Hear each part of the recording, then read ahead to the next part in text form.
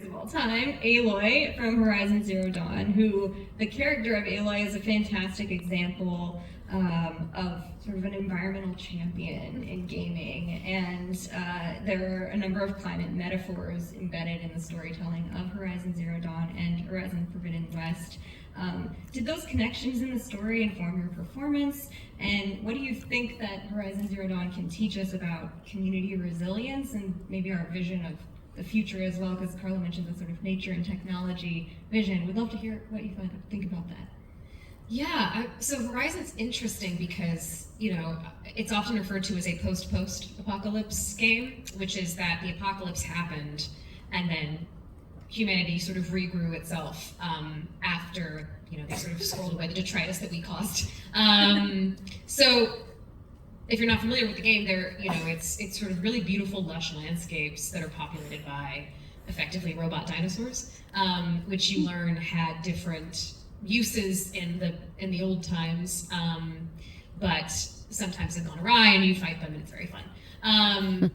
But the cool thing I think about the series is that Horizon is populated with lots of different tribes, and they've all found their own different ways of living in concert with both nature and the technology of the different robots that exist there.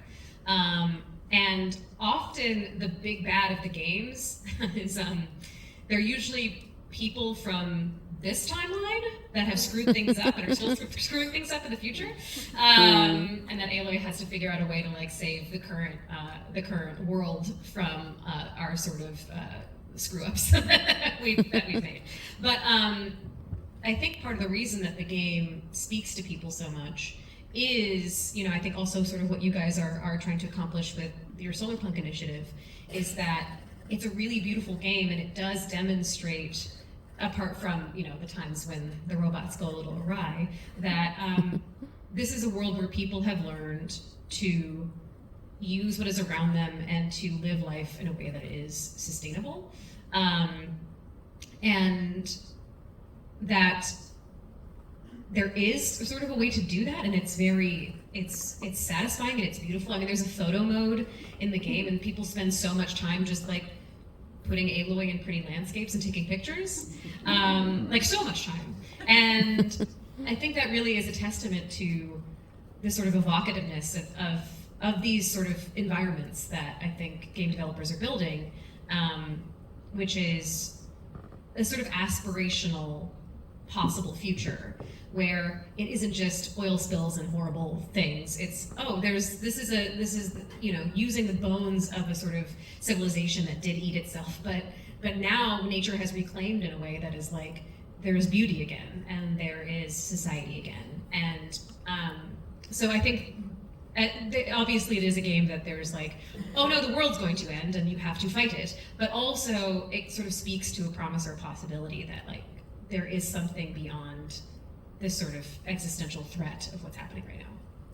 Yes, and was there any discussion among the team or throughout the process of sort of the environmental impact message that this would have on players, or any initiatives to engage them in that conversation?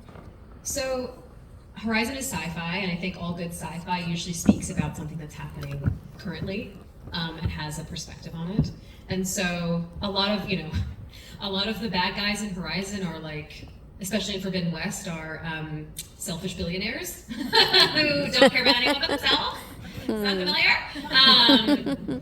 But also, I think a cool thing that happened with Forbidden West was there was a tree planting initiative that happened that Sony and Guerrilla sort of spearheaded as part of the release of Forbidden West.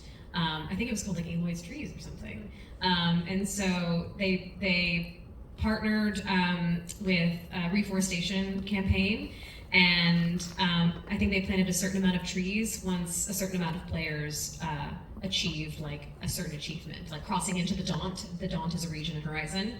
And I actually don't know how many trees, it was a lot of trees that they planted, but I thought that was such a cool initiative because it does speak to, this is a development studio and a group of creatives that obviously care about this message because it's baked into the fabric of what this game is. And it's a really fun game, and it's a really pretty game, but it wears its influences and its I think its morals on its sleeve in a way that I should say as well, to your point, has not turned any gamers off.